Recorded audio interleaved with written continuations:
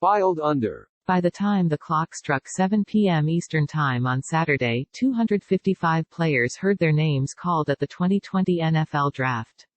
Many will go on to have an impact in the league as rookies, but they won't be alone. Every year, players rise up from the ranks of the undrafted to earn their spot on NFL rosters and work their way into starting lineups. Tony Romo, Wes Welker, Jason Peters, Kurt Warner, and John Randall all went from unwanted on draft days and into starring roles on Sundays. Every college football fan has a player they love who didn't do enough to convince scouts they were worthy of a draft slot. They still have plenty to offer, however.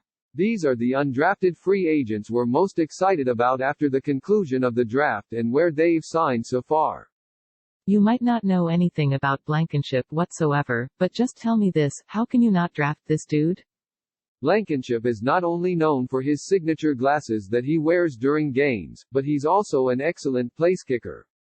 During his Georgia career he made 80 of his 97 field goal attempts, 82.47%, and won the 2019 Lou Groza Award, given to the nation's top kicker. Blankenship is signing with the Colts, where he could potentially serve as 47-year-old Adam Vinatieri's replacement, if he ever retires. Decoy was a celebrated U Sports defender, Canada's equivalent to the NCAA. The Montreal Carabin is skilled in coverage along the slot and capable, at 6'2" and a still growing 198 pounds, as a run defender. A 4.35-second 40 time suggests he'll be a stout deep ball retriever in a system that can help him apply his Canadian football skills to the American gridiron. The Packers plan to try him out at cornerback and safety. Erdman's blindside protector, Ben Barch, was drafted in the 4th round by the Jaguars. That was an anomaly for a Division III player, even one as talented as the former Johnny Blocker. Erdman started his career as a walk-on at Penn State before emerging as one of college football's most prolific passers. He was the 2018 Division III Player of the Year and has thrown for 8,490 yards and 94 touchdowns the past 2 seasons. At 6'4" and 215 pounds, he sure looks like the kind of developmental player on which NFL teams should make a small wager. Gordon didn't hear his name called during the draft, which was a little surprising. The QB's journey to even be mentioned as an NFL prospect is impressive, though. He's a former zero-star recruit who started his career at JUCO City College of San Francisco.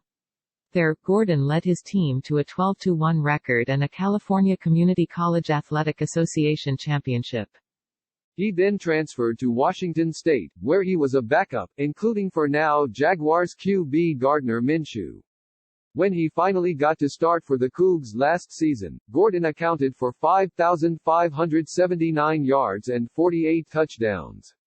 He set both conference single-season records for passing touchdowns and yards, as well as total offense 5,559 and completions 493.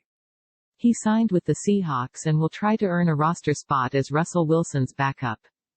Guidry was the rare Utah prospect who didn't get drafted this weekend. The collegiate track athlete brings elite speed, a 4.29-second 40 time. To the lineup, though he's short for a sideline position at 5'9", he could be a valuable slot presence whose closing skills can erase slants in the middle of the field.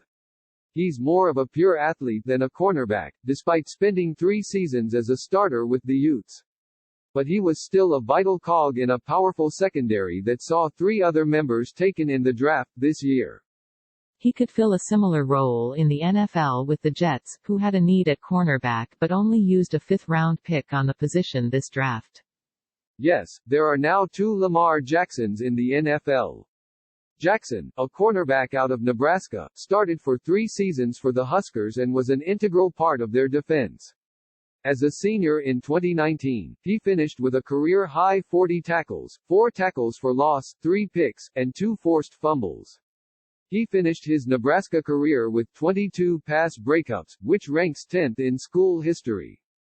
It would have been cool if the former Nebraska corner had signed with the Ravens, but instead he's headed to the cornerback-needy Jets. Randy's son went undrafted, despite his tremendous bloodlines and a spot on the reigning national champions.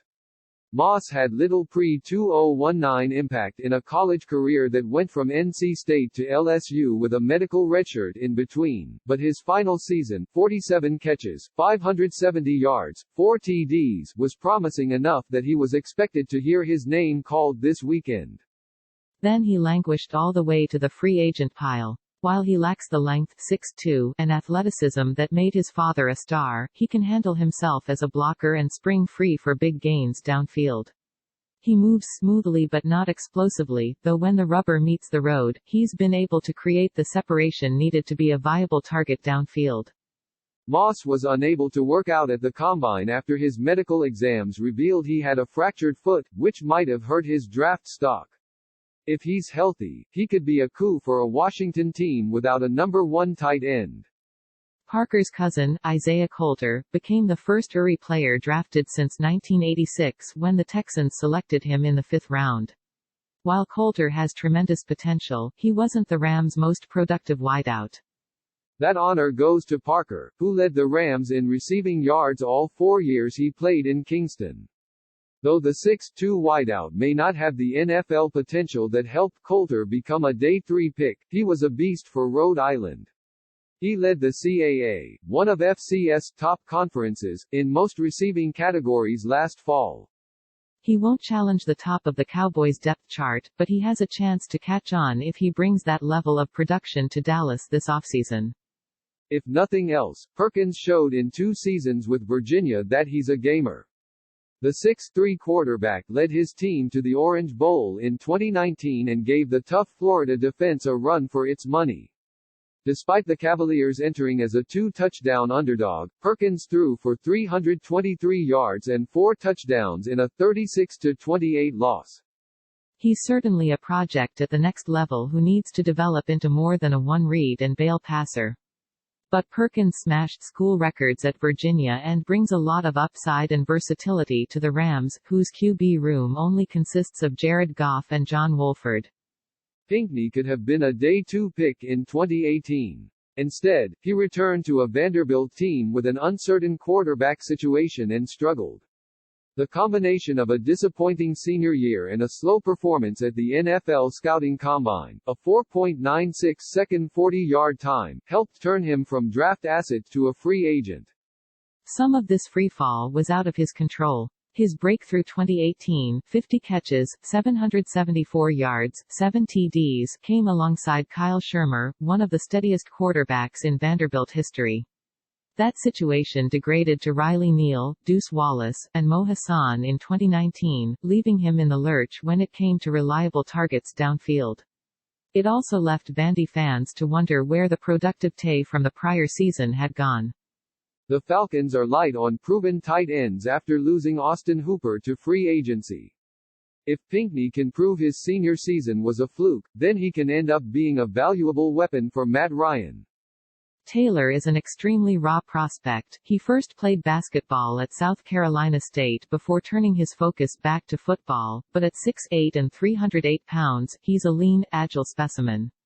There are immediate downsides to his game. He needs to refine his technique and requires a multi-year investment. Even so, he's capable of becoming a Sunday starter for a team willing to put in the work on a massive blocker who stands out as one of the most athletic linemen of his class. And every year, one thing we know about the Browns is that they can never have too many linemen.